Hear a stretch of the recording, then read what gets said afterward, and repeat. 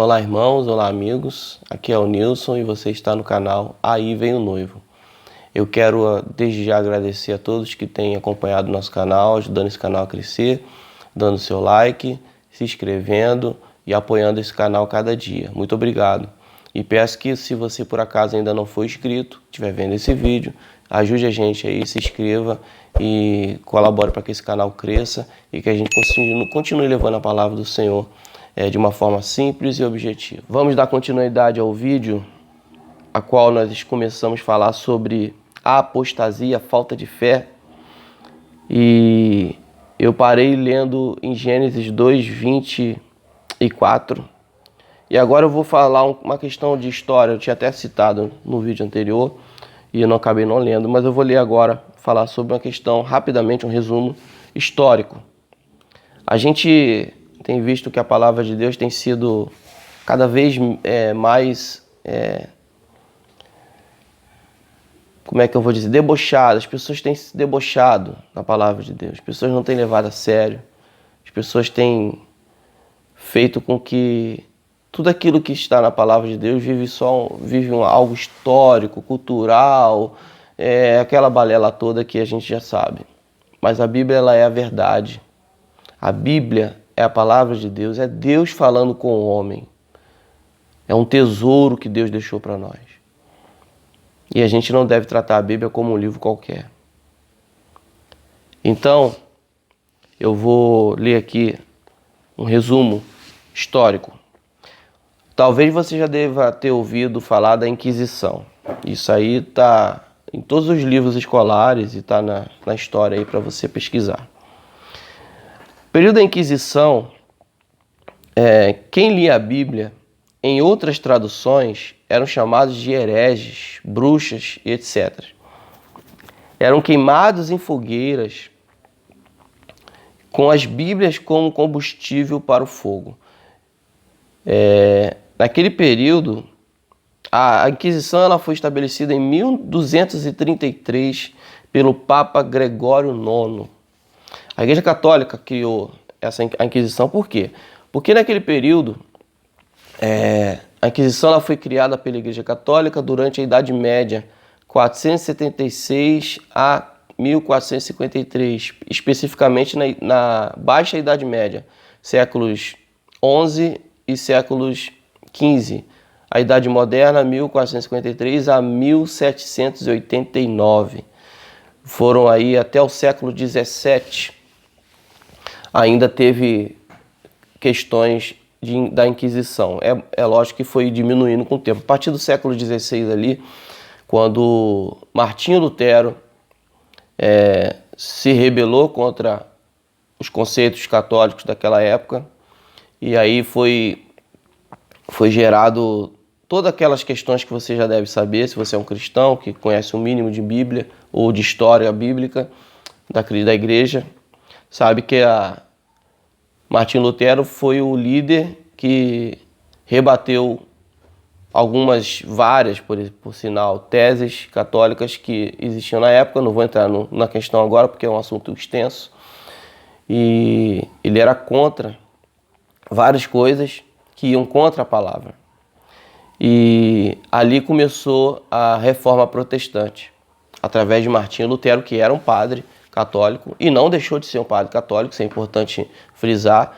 Aqui a gente não prega religião, a gente não prega denominação, a gente prega a Bíblia. E eu não vou defender católico nem evangélico e nem vou criticar católico e evangélico. Aqui eu vou trazer o que está na Bíblia, porque eu não creio que católico é menos cristão ou evangélico é mais cristão. Eu creio que o cristão verdadeiro é aquele que obedece o que está na Bíblia. A Bíblia fala para não ser idólatra. Então, se há católico que é idólatra, está errado. Se há católico que não é idólatra, está correto. Se há evangélico idólatra, e há muitos, está errado. E se há evangélico que não é idólatra, que é o correto, parabéns, está no caminho. E não só isso, tem outras questões também. Mas só para deixar claro que eu não prego religião. Não sou católico. Não gosto de ser chamado de evangélico, embora eu faça parte de uma comunidade evangélica. Mas eu prefiro ser chamado de cristão, porque eu não me prendo a denominação nenhuma.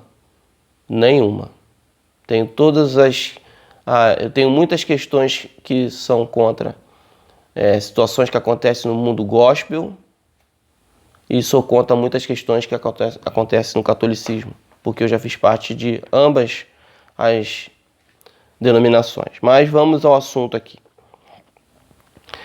Esse período da Inquisição, as pessoas elas não podiam ler a Bíblia, porque a Bíblia até então era escrita só em latim. E somente os padres que poderiam, os papas, na época, os padres, poderiam ler a Bíblia no idioma latim nas missas.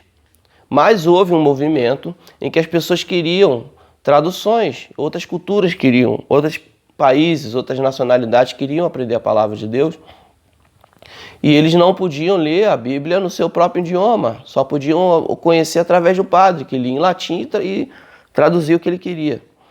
E quando as pessoas começaram a buscar outras traduções, inclusive a Bíblia ela começou a ser traduzida a partir de Lutero, um pouco no período da Reforma Protestante. Isso se expandiu do latim, do original grego e hebraico, ela partiu para o alemão, depois do alemão ela foi para outros idiomas, até chegar nos Estados Unidos, do inglês, e do inglês, né, a Bíblia FJK, perdão, acho que não sei se eu falei o nome certo, JK, se eu tiver, depois eu corrijo e boto aqui, a Bíblia que deu a versão do inglês para o português, foi traduzida, por sinal, por João Ferreira de Almeida, um padre que traduziu em português para Portugal, e de Portugal veio para português que conhecemos aqui no Brasil. Então era essa questão, se você procurava ler a Bíblia ou tinha alguma versão da Bíblia em outro idioma, você era chamado de herege. E a punição para os hereges era a morte. Você sabe quem, muito conhecido, foi condenado à morte por uma das acusações por heresia? Eu vou te dar 1 segundo para pensar. Se você falou Jesus, você acertou. É isso mesmo. Você sabe o motivo por qual Jesus Cristo foi condenado à cruz? Que era o mais alto, a maior punição para um criminoso na época? Ele foi condenado à morte por heresia, porque o povo judeu não aceitava que Jesus, a forma como Jesus pregava, como Jesus vivia. Quando ele falava que era filho de Deus, era heresia para eles. Mal eles sabiam que realmente era o filho de Deus. E ele foi crucificado por causa disso. Não foi por os romanos, não foi os romanos que crucificaram Jesus. Os romanos era a lei na época. Mas perante a lei romana, Jesus não tinha crime algum. Mas para os judeus, que eram os donos da lei, os donos das regras e etc., é uma questão para um outro vídeo, ele era um herege, por simplesmente se chamar filho de Deus. Ninguém podia falar isso, era uma heresia terrível. E esse foi o principal motivo da morte de Cristo, da crucificação de Cristo. Se você não sabia, fique sabendo agora. Então a gente percebe que isso já vem de tempos, não é uma coisa recente. E a gente for pesquisar na palavra de Deus, a gente vai ver sobre o amor. Muitos falam de amor hoje. O amor para lá, amor para cá, Deus é amor, Deus é isso. Mas a palavra de Deus fala em Mateus 24. Vamos abrir aqui Mateus 24, para a gente ler com respaldo bíblico. Respaldo bíblico é importante. Mateus 24. Aqui, Mateus 24, 13. Diz assim, irmãos, olha: mas aquele que perseverar até o fim será salvo. Aquele que perseverar até... Perdão, irmão, eu li errado. É Mateus 24, 12 e 13. Eu li só o 13. Aqui, ó. Devido ao aumento da maldade, o amor de muitos esfriará, mas aquele que perseverar até o fim será salvo. Na verdade, é só o 12 que já é suficiente. Devido ao aumento da maldade, em alguns textos está iniquidade, o amor de muitos esfriará. Esse é o texto que está em Mateus 24. Aí eu te pergunto, o que seria iniquidade? Ali está dizendo maldade, mas em outras versões é iniquidade, que é o mesmo sentido. Iniquidade, segundo os dicionários, significa ação ou coisa contrária à moral e à religião. Segundo a Bíblia, iníquo, que vem de iniquidade, é quem já está acostumado a pecar e não se importa com as consequências, não tem vergonha de cometê-los, esses pecados. Você está conseguindo compreender, irmãos, qual é a estratégia do inimigo? Para analisar. Veja esses textos que eu estou lendo. O inimigo está usando de estratégia. A Bíblia diz que o inimigo ele é astuto. Ele está usando de estratégia. O objetivo dele é fazer as pessoas desacreditarem de Deus. A iniquidade é quando a pessoa, o iníquo, quem comete a iniquidade, é quando a pessoa peca, sem se preocupar em pecar, sem medo de pecar, sem se arrepender e não tem medo das consequências, nem vergonha de cometer o pecado. É isso que vai acontecer com aquela geração quando Jesus voltar. Não vão ser todos, lógico. Os escolhidos do Senhor, estarão aqui pregando o Evangelho, porque muitos ainda vão precisar acordar, né? As 5 virgens que vão estar sonolentas vão ter que acordar, né? E as 2 testemunhas, que é a igreja de Cristo, vai estar ali, os gentios e os judeus, né? As 2 testemunhas, as 2 casas de Israel, vão estar ali pregando naquele período, protegidas por Deus, porque as 2 testemunhas até um determinado tempo não vão ser afligidas, não vão ser tocadas. Depois sim, vai chegar o momento que algumas delas vão morrer. Mas está se referindo à igreja pregando nos últimos dias, justamente para essas pessoas que ainda não acordaram, as virgens que ainda não acordaram. Então, a iniquidade é isso. É a pessoa que vai estar naquele período até dentro da igreja, irmãos. Porque você acha que as igrejas verdadeiras que pregam o Evangelho, nesse período de perseguição, elas vão estar abertas? De forma alguma. Vão estar abertas aquelas que pregam o Evangelho que não é bíblico. Onde você se prega só prosperidade, onde se prega que o amor de Deus ele abrange tudo e não... O amor de Deus ele é tão forte, tão firme, que ele deu o seu Filho único por amor à humanidade. Esse é o amor de Deus. Justo. E olha que Jesus não tinha pecado. Esse é o amor de Deus. Não é o amor que passa bom por cima, porque senão, se Deus ama a humanidade do jeito que ela é, para que vai sacrificar o próprio Filho? Não, salva todo mundo, mesmo em pecado, mesmo sendo idólatra, adorando vários deuses, como o povo naquela época de Israel era e ainda é hoje. Correto? Vamos lá para a gente não alongar esse vídeo. Agora sobre a apostasia, que a gente leu também lá no começo. Apostasia significa renúncia de uma religião ou crença, abandono da fé, renegação. Em alguns outros dicionários ainda tem um complemento que diz, além de você abandonar a fé, renunciar à fé que um dia creu, ainda bater de contra e de frente aquilo que um dia creu. Então, iniquidade, apostasia e falta de fé estão incluídos, estão no mesmo pacote. É isso que a palavra de Deus fala quando a gente leu lá em 2 Tessalonicenses e Lucas 18. Quando fala de apostasia e quando Jesus voltar, por acaso vai encontrar fé? Poucos que estarão aqui vão ter fé. Poucos vão crer. Porque Ah, mas vai estar todo mundo fora da igreja? Não, vai ter muita gente na igreja, como eu já disse. Mas a gente não sabe. Porque provavelmente a igreja verdadeira vai estar escondida, como é hoje em alguns países aí da América do Norte, na Coreia do Norte, na China, países indianos, países islâmicos. E em breve aqui no Brasil. Em breve aqui no Brasil nós vamos passar por situações assim. A gente vai ter que fazer como a igreja primitiva. Se reunir em casas, buscar embaixo de árvores, onde for possível, para poder falar o evangelho. Porque se hoje estão reprimindo você ensinar o seu filho, você educar o seu filho, imagine daqui mais alguns anos, quando as coisas estiverem piores. Para encerrar esse vídeo e não ficar muito longo, que já está ficando longo, eu quero ler em Provérbios 8:38.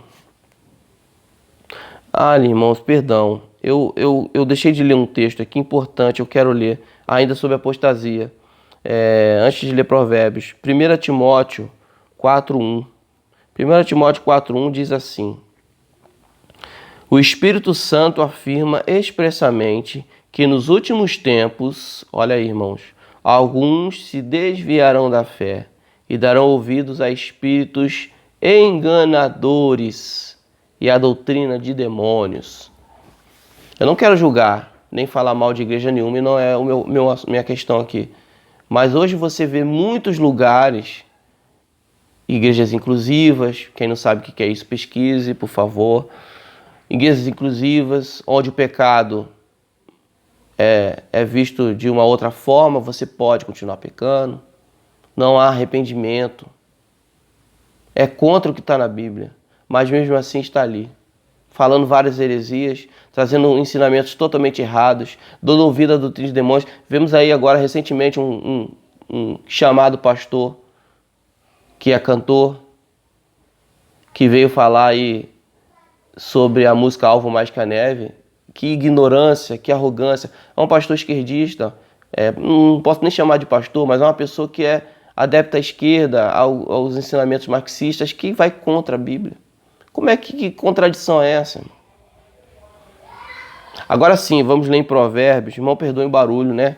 Eu estou gravando aqui da sala, não estou no meu estúdiozinho, então acaba captando algum barulho de fora. Provérbios, em Provérbios 8, Provérbios 8:36. Provérbios 8:36.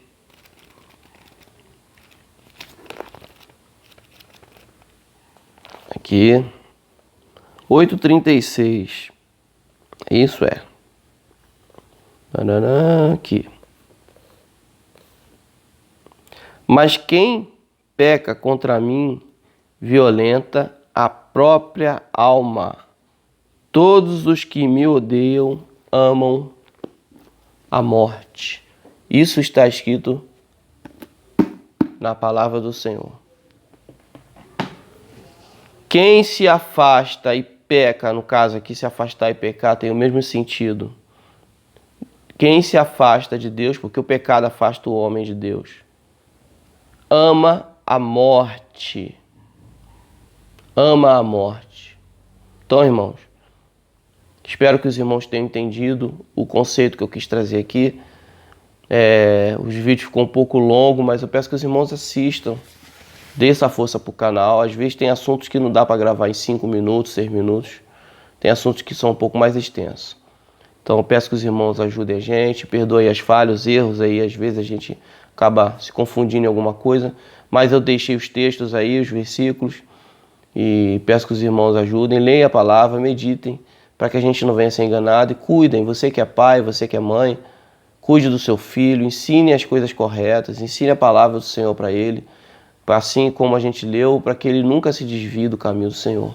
Os dias que virão pela frente são desafiadores, são dias difíceis, dias maus, e a gente tem que estar preparado e preparar os nossos filhos para resistirem firmemente na presença do Senhor. Bom, meus amigos, deixe seu like, se inscreva no canal, ajude a gente compartilhando. Se você ainda não é inscrito, se inscreva, indique o canal para um amigo e não se esqueça, lembre-se sempre que aí vem o noivo. Um abraço. Fiquem todos na paz de Cristo.